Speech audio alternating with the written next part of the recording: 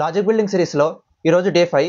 ఈరోజు ప్రాబ్లం వచ్చేసి factorial of a number. Factorial అంటే ఒక నెంబర్ని 1 నుంచి ఆ నెంబర్ వచ్చే వరకు మల్టిప్లై చేస్తూ వెళ్తే దాన్నే ఫ్యాక్టోరియల్ అంటారు. ఒక ఎగ్జాంపుల్ తీసుకుంటున్నా. So 5 factorial equal to 1 into 2 into 3 into 4 into 5 equal to 120. So దీన్నే ఫ్యాక్టోరియల్ అంటారు. ప్రోగ్రామింగ్లో దీన్ని 2 వేస్గా ఇంప్లిమెంట్ చేయొచ్చు. ఒకటి లూప్స్, ఇంకొకటి రికర్షన్. ఫ్యాక్టోరియల్ ఫార్ములా వచ్చేసి ఏంటంటే n factorial equal to n into n-1 into n-2 up to ఎక్కడి వరకు వెళ్ళాలి, 1 వరకు. సో 1 అని తీసుకుంటాం. సో దీన్ని లూప్స్ లో ఎట్లా ఇంప్లిమెంట్ చేయాలో చూద్దాము. లూప్స్ యూజ్ చేసుకుంటూ దీన్ని ఎట్లా బిల్డ్ చేయాలో చూద్దాము. ఇనిషియల్ గా ఒక వేరియబుల్ తీసుకోవాలి. ప్రొడక్ట్ అని చెప్పి PROD అని తీసుకుంటున్నా, ఈక్వల్ టు 1 అని తీసుకుంటున్నా. ఎందుకంటే 0 తీసుకుంటే దాంతో మల్టిప్లై చేసినప్పుడు మిగతా వాల్యూస్ అన్ని 0 అవుతాయి కాబట్టి 1 అని తీసుకోవాలి. సో నెక్స్ట్ ఎన్ని తీసుకుంటున్నా, ఇక్కడ ఎన్ని వచ్చేసి ఎంత తీసుకుంటున్నా అంటే 5 తీసుకుంటున్నా. సో నెక్స్ట్ ఫర్ లూప్ తీసుకుంటున్నా. ఈ ఫర్ లూప్ అనేది 5 నుంచి స్టార్ట్ అవ్వాలి, దెన్ ప్రతిసారి డిక్రిమెంట్ అవ్వకుండా వెళ్ళాలి కాబట్టి సో ఇక్కడ I ఈక్వల్ టు n అని తీసుకుంటున్నా. సో ఇప్పుడు ఇది ఎక్కడి వరకు రన్ అవ్వాలి, 1 వరకు మాత్రమే లాస్ట్ రన్ అవ్వాలి. సో దీని I greater than or equal to 1 అని తీసుకుంటున్నా. దెన్ ప్రతిసారి మనకు 1 డిక్రీజ్ అవ్వాలి. సో ఇక్కడ ఏం చేస్తున్నా, I మైనస్ మైనస్ అని తీసుకుంటున్నా. దెన్ ఈ ప్రాడ్ ఉంది కదా, so proud equal to proud into I అని తీసుకుంటున్నా. సో ఎందుకు అంటే సో ఇప్పుడు I ఈక్వల్ టు 5 ఉంది. సో I ఈక్వల్ టు 5 ఉన్నప్పుడు ఈ ప్రాడ్ ఏమవుతుంది, 1 ఇంటూ 5 అవుతుంది. సో దీని వాల్యూ వచ్చేసి 5. దెన్ I ఈక్వల్ టు 4 ఉన్నప్పుడు ప్రాడ్ ఏమవుతుంది, 5 ఇంటూ ఆల్రెడీ 5 కదా ప్రాడ్లో, so 5 into 4 equal to 20. So ఇట్లా ప్రతిసారి ఇంక్రిమెంట్ ప్రతిసారి ప్రొడక్ట్ అవ్వకుండా వెళ్ళి లాస్ట్కి మనకు 120 అని వస్తుంది. ఫైనల్ గా ఈ ప్రాడ్ ని ప్రింట్ చేస్తే మనకు ఫ్యాక్టోరియల్ ఆఫ్ 5 ప్రింట్ అవుతుంది. సో ఇది factorial problem using the loops. Recursion వచ్చేసి రికర్షన్ లో మనం ఏం చేయాలంటే ఒక ఫంక్షన్ తీసుకోవాలి. సో నేనేం చేస్తున్నా, ఫంక్షన్ ఫ్యాక్ట్ అని తీసుకుంటున్నా. సో ఇక్కడ ఇన్పుట్ ఏం తీసుకుంటాం అంటే సో n అనే ఒక వేరియబుల్ తీసుకుంటుంది. సో ఇక్కడ ఒక బేస్ కండిషన్ తీసుకోవాలి. ఏంటంటే ఇఫ్ n ఈక్వల్ టు 0 వచ్చింది అనుకో, సో మనం డైరెక్ట్ గా రిటర్న్ 1 చేయాలి.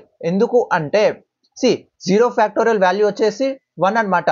సో 0 ఇచ్చినప్పుడు మనం డైరెక్ట్ గా 1 ని రిటర్న్ చేయాలి. లేదు అంటే మాత్రం ఈ ఫంక్షన్ ఇన్ఫినైట్ గా రన్ అవుతూ వెళ్తుంది. సో అప్పుడు ఏమవుతుంది అంటే మన CPU అనేది క్రాష్ అయిపోతుంది. ఈ ఫ్యాక్టోరియల్ ప్రాబ్లం అనేది n ఈక్వల్ టు 0 ఉన్నప్పుడు మనం స్టాప్ చేయాలి.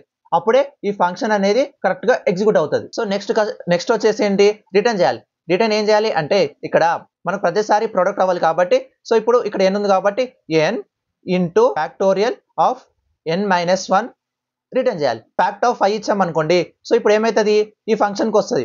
ఇఫ్ n ఈక్వల్ టు 0 ఉందా, లేదు. సో ఇప్పుడు ఏమవుతుంది, ఇక్కడికి వస్తుంది. సో ఇక్కడ లూప్ లో మనకి ఇది ఉంటుంది. సో రిటర్న్ 5 కాబట్టి ఇది ఏమవుతుంది, రిటర్న్ 5 ఇంటూ ఫ్యాక్ట్ ఆఫ్ 4కి వెళ్తుంది. సో దీన్ని ఎగ్జిక్యూట్ చేయాలి ఫస్ట్. మళ్ళీ లైక్ ఫ్యాక్ట్ ఆఫ్ 4 వచ్చినప్పుడు ఏమవుతుంది అంటే ఈ కండిషన్ చెక్ చేస్తుంది, n ఈక్వల్ టు 0 ఉందా అని.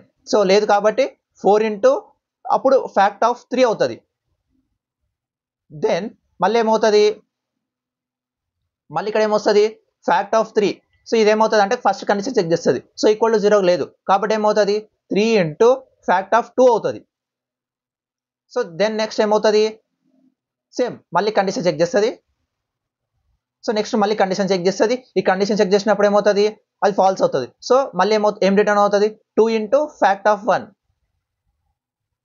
సో నెక్స్ట్ ఏమవుతుంది, మళ్ళీ కండిషన్ చెక్ చేస్తుంది. కండిషన్ చెక్ చేసినప్పుడు ఇది కాదు, ట్రూ కావదు కాబట్టి సో 1 ఇంటూ 0 ఫ్యాక్ట్ ఆఫ్ 0.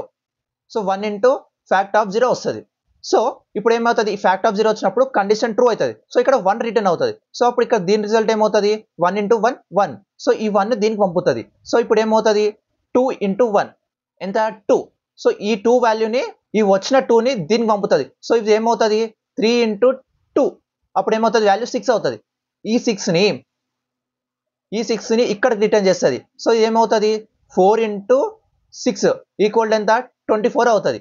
ఈ వచ్చిన 24ని దీనికి రిటర్న్ చేస్తుంది. సో అప్పుడు ఏమవుతుంది అంటే 5 ఇంటూ 24 ఈక్వల్ టు 120 అని చెప్పి రిటర్న్ అవుతుంది. దీని టైం కాంప్లెక్సిటీ వచ్చేసి O ఆఫ్ n అనమాట. సో లూప్స్కి కూడా సేమ్ O ఆఫ్ n. లూప్కి రికర్షన్కి తేడా ఏంటి అంటే దాని యొక్క స్పేస్ కాంప్లెక్సిటీ. అదేంటి అంటే సో ఇది ప్రతిసారి ఒక ఫంక్షన్ కాల్ చేస్తుంది. సో ఇది ఏమవుతుంది అంటే మనకు ఒక తాను స్టోర్ చేసుకోవాలి దీని వాల్యూని. సో దాని తర్వాత దీని వాల్యూని ఒక తాను స్టోర్ చేసుకోవాలి. దీన్ని మెమరీ లూప్లో స్టోర్ చేసుకోవాలి. సో ఇది ఏమవుతుంది అంటే O ఆఫ్ n అవుతుంది. బట్ లూప్కి వచ్చే వరకు ఇది సింగిల్ టేక్లో రన్ అవుతుంది, ఎట్లాంటి ఎక్స్ట్రా స్పేస్ కూడా తీసుకుంటలేం. సో దీని స్పేస్ కాంప్లెక్సిటీ వచ్చేసి O(1) అనమాట. బేస్డ్ అపాన్ ద ప్రాబ్లం మనం మన సొల్యూషన్ అనేది ఇంప్లిమెంట్ చేయాలి. సో ఎక్కడ ఏది యూజ్ అవుతే అక్కడ అది యూజ్ చేయాలి. సో నేనైతే ఫ్యాక్టోరియల్ ఆఫ్ ఎ నెంబర్కి ఈ అప్రోచ్ని మాత్రమే సజెస్ట్ చేస్తాను. ఈ వీడియో అయితే మీకు అర్థమైంది అనుకుంటా. అర్థమైతే కనుక ఈ వీడియోకి ఒక లైక్, ఒక కామెంటు, ఒక షేరు అండ్ ఛానల్ని సబ్స్క్రైబ్ చేసి పెట్టుకోండి. ఇలాంటి వీడియోస్ ఇంకా చాలా వస్తాయి.